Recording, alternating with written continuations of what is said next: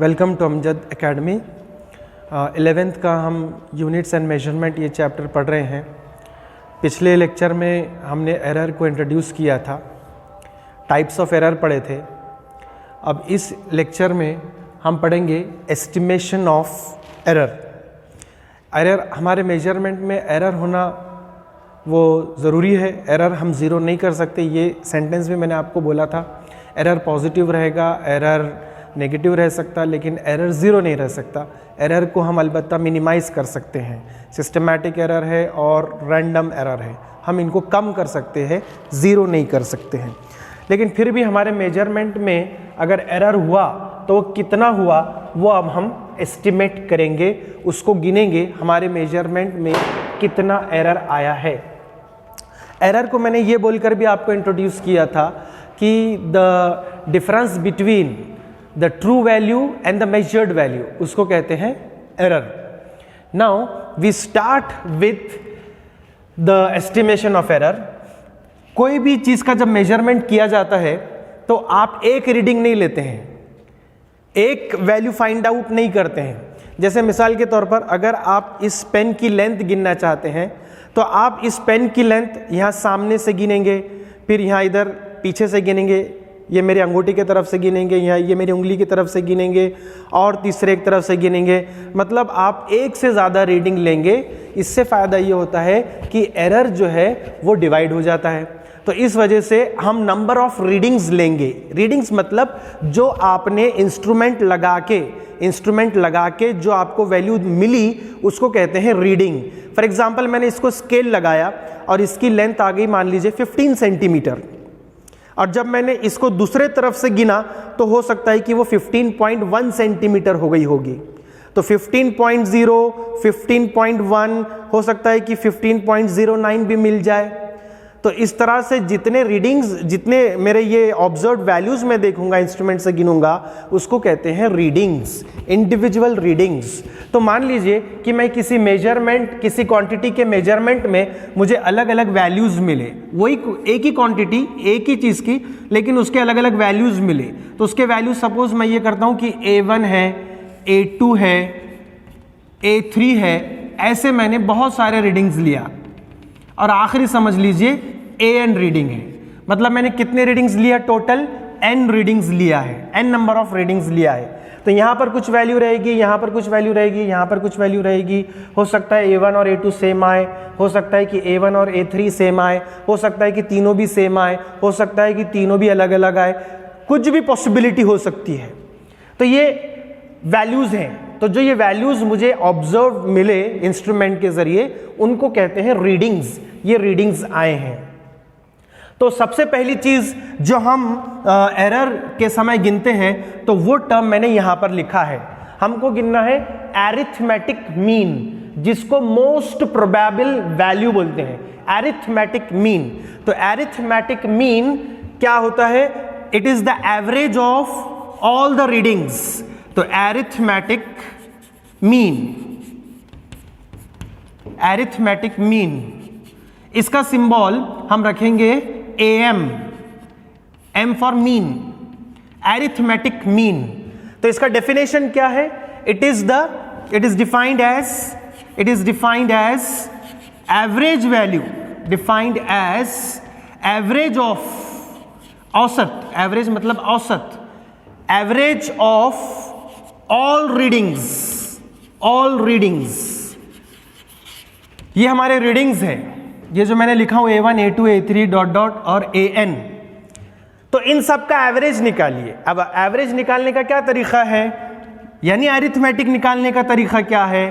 तो AM is equal to AM, इसका formula है, अरिथमेटिक मीन का फॉर्मूला है AM is equal to A1 plus A2 plus A3 plus dot dot dot plus AN upon N। तो ये हो गया अरिथमेटिक मीन।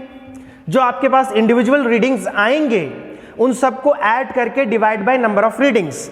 मिसाल के तौर पर अगर आपने 4 रीडिंग्स लिए तो A1 रहेगा, A2 रहेगा, A3 रहेगा और A4 रहेगा। और ये जो n रहेगा ये 4 रहेगा। इस तरह से आपने ये अरिथमेटिक मीन सबसे पहले निकालना है। अरिथमेटिक मीन निकालने के बाद, और इसी को मोस्ट प्रोबेबल वैल्यू भी बोलते हैं। दूसरा जो टर्म है वो है एब्सोल्यूट एरर। एब्सोल्यूट एरर क्या है? तो एब्सोल्यूट एरर को मैं डिफाइन कर रहा, it is the difference in arithmetic mean and individual reading. Difference का मतलब होता है subtraction. Subtraction of what? Which two quantities? It is the subtraction of arithmetic mean and individual reading.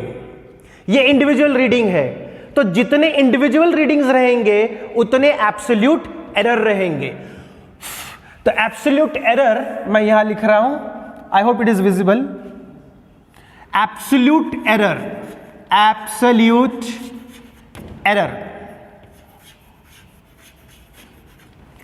तो absolute error का definition ये है, it is defined age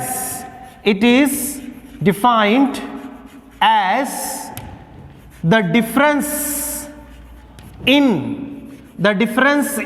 difference का मतलब होता है subtraction, difference in arithmetic mean and arithmetic mean के लिए सिंबल हमने यूज किया a mean and each reading, और ईच रीडिंग में क्या आएगा? A1, A2, (...) ये कहलाएगा एब्सोल्यूट एरर। तो डिफरेंस का मतलब मैं बोलते जा रहा हूं आपको सब्ट्रैक्शन। तो किन दो चीजों का सब्ट्रैक्शन करना है? तो इसका सिंबल देख लीजिए, क्या यूज करेंगे हम? सिंबल यूज करेंगे absolute error in first reading A1, absolute error in reading A1। तो इसका सिंबल है डेल्टा A1। इसको, ये जो ट्रायंगल है इसको डेल्टा पढ़ना है। केमिस्ट्री वाले शायद उसको हीट बोलते होंगे, वो उनका मामला है, लेकिन अपना मामला क्या है? यहां पर इस डेल्टा को क्या बोलना है? It is the difference. So delta A1 क्या लेंगे? Absolute error in reading A1, ये इसका मीनिंग है। डेल्टा A1 का मीनिंग है absolute error in reading A1। उसी तरीके से अगर मैंने लिखा डेल्टा A2, तो इसका मीनिंग क्या रहेगा? Absolute error in reading A2। इस तरह से तो क्या निकालना है? डेल्टा A1 क्या रहेगा? डिफरेंस इन अरिथमेटिक मीन यानी A mean minus individual reading, तो A1, ईच रीडिंग A1। लेकिन ये वैल्यू नेगेटिव होने के चांसेस है, तो इसलिए हम सिर्फ मैग्नीट्यूड लेंगे, इसलिए यहां मॉड लगा दिया। मॉड लगाने से ये फायदा है कि अगर नेगेटिव वैल्यू आ भी जाए तो हमको उसको पॉजिटिव कर लेना है, क्योंकि हमको मैग्नीट्यूड लेना है, उसका मैग्नीट्यूड लेना है। तो डेल्टा A1, तो मैं डेफिनेशन में चेंज कर सकता हूं, it is defined as the magnitude of, ये करेक्शन प्लीज, मैग्नीट्यूड ऑफ, ये करेक्शन यहां पर। So it is defined as the magnitude of difference in arithmetic mean and each reading. तो इसलिए ये मॉड ले लिया हमने। अगर नेगेटिव वैल्यू आ भी जाए तो उसको पॉजिटिव लेना है। तो A2 क्या रहेगा? Mod A mean minus A2। और इस तरह से ऐसा करते हुए हम सपोज आखिरी रीडिंग के अंदर absolute error AN, delta AN निकालते हैं, तो वो रहेगा A मीन माइनस AN। ये हो गया एब्सोल्यूट एरर। ये देखिए, ये टर्म हमने सीख लिया, एब्सोल्यूट एरर।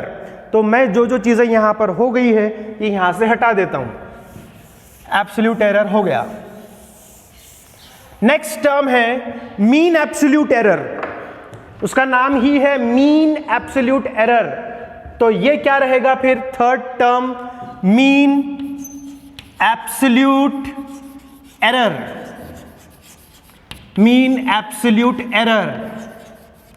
और इसका सिंबल रहेगा डेल्टा ए मीन। तो नाम ही सजेस्ट कर दे रहा, उसका मतलब क्या है, ये जितने भी डेल्टा के वैल्यूज आए हैं उनका एवरेज।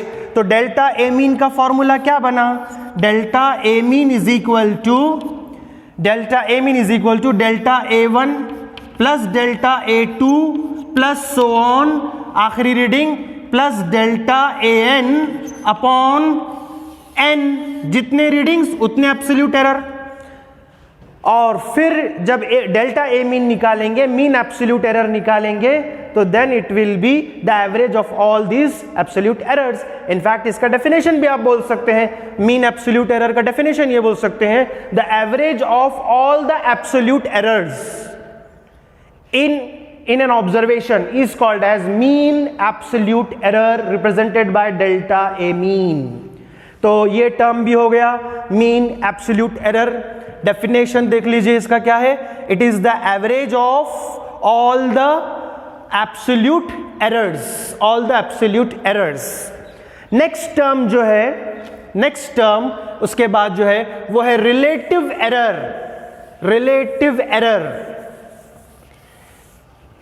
एरर क्या है वो समझते हैं। रिलेटिव एरर, इसका कोई स्टैंडर्ड सिंबल नहीं है, लेकिन फिर भी मैं इसको RE ऐसा शॉर्ट फॉर्म दे देता हूं। यह स्टैंडर्ड सिंबल नहीं है, लेकिन आसानी के लिए RE लिख देता हूं। I hope it is visible जिया सर, ओके राइट। अब इसका डेफिनेशन देखिए, it is defined as the ratio of, अब यहां पर आ गया रेशियो मतलब division, okay, ratio of mean absolute short में लिख रहा हूं, एरर सिंबल क्या है इसका, delta A mean 2 mean value,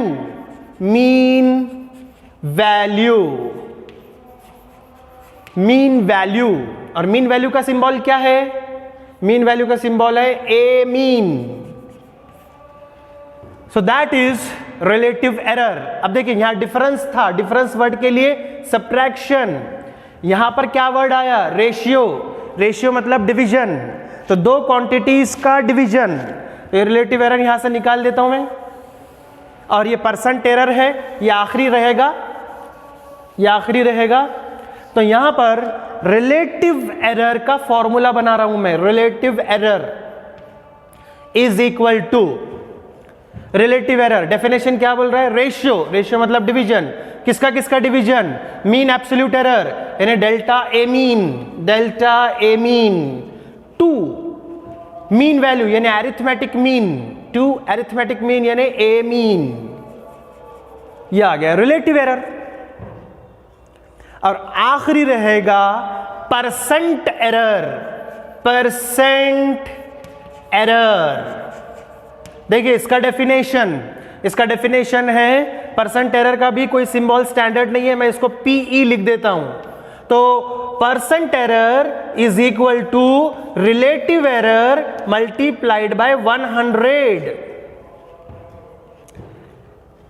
percent error is equal to relative error multiplied by 100, इससे मिल जाएगा आपको परसेंट एरर।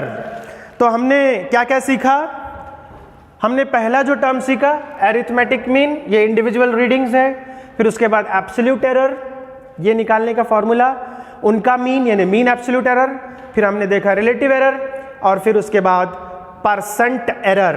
परसेंट एरर का डेफिनेशन क्या बोलेंगे आप, percent error is defined as the product of और रिलेटिव एरर मल्टीप्लाइड बाय 100। अब इसके ऊपर एक एग्जाम्पल ले सकते हम, और उस एग्जाम्पल को सॉल्व कर लेंगे, तो आपको समझ में आ जाएगा कि कौन सी वैल्यू कैसे निकालना है। चलिए, तो मैं जो डेफिनेशंस है वो हिस्सा निकाल देता हूं। डेफिनेशन का जो हिस्सा है वो निकाल देता हूं, फॉर्मूलेज रखता हूं सिर्फ। तो मान लीजिए कि किसी ने मुझे मेजरमेंट करके 4 रीडिंग्स दिए हैं। A1 पहली वैल्यू A1 वो थी 3.14 सेंटीमीटर, दूसरी A2 3.12 सेंटीमीटर, A3 3.09 सेंटीमीटर और A4 3.00 सेंटीमीटर। तो ऐसे मुझे ये 4 वैल्यूज मिले हैं, तो मैंने उनको नाम दे दिया, ये A1 है, ये A2 है, ये A3 है, ये A4 है। तो पहले निकालूंगा arithmetic mean AM। Arithmetic AM का क्या फॉर्मूला रहेगा फिर यहां पर? AM is equal to A1 plus A2 plus A3 plus A4 और यहां n रहेगा 4, मतलब 3.14 प्लस 3.12 प्लस 3.09 प्लस 3.00 अपॉन 4। इसको हम वैल्यू को डिटरमाइन कर लेते हैं।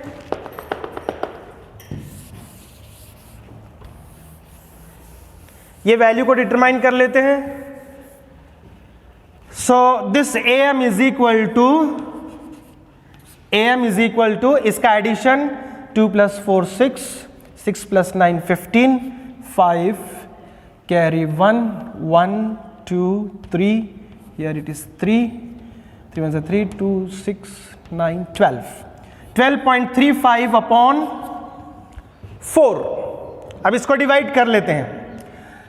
So this is equal to 4 3 0.0 4 8 32 4 8 32। Okay, 3 बचेगा, मैं उसको नेग्लेक्ट कर लेता हूं। तो ये आ गई ए मीन की वैल्यू 3.08 सेंटीमीटर।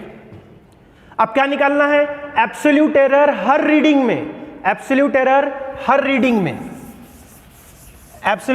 रीडिंग में निकालेंगे हम।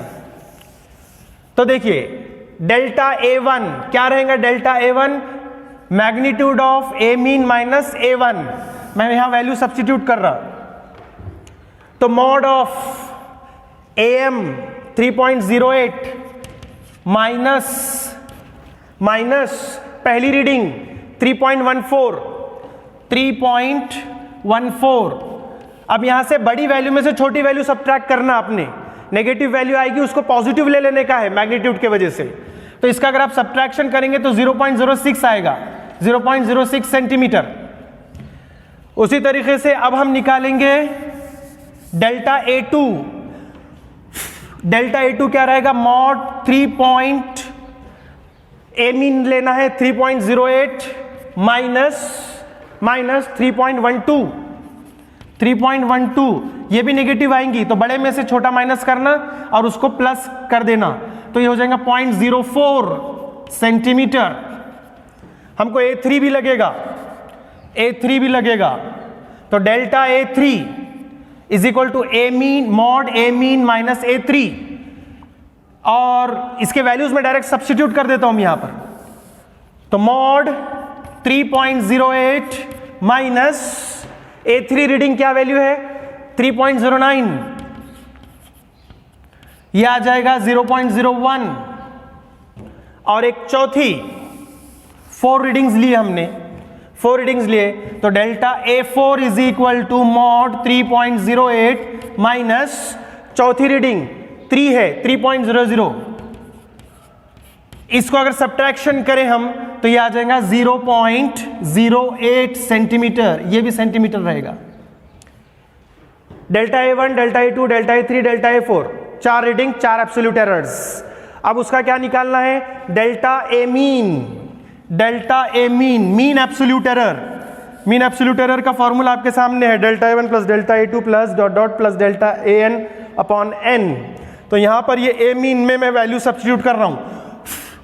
तो delta A mean is equal to, इन सबको ऐड करना है और डिवाइड बाय 4 करना है।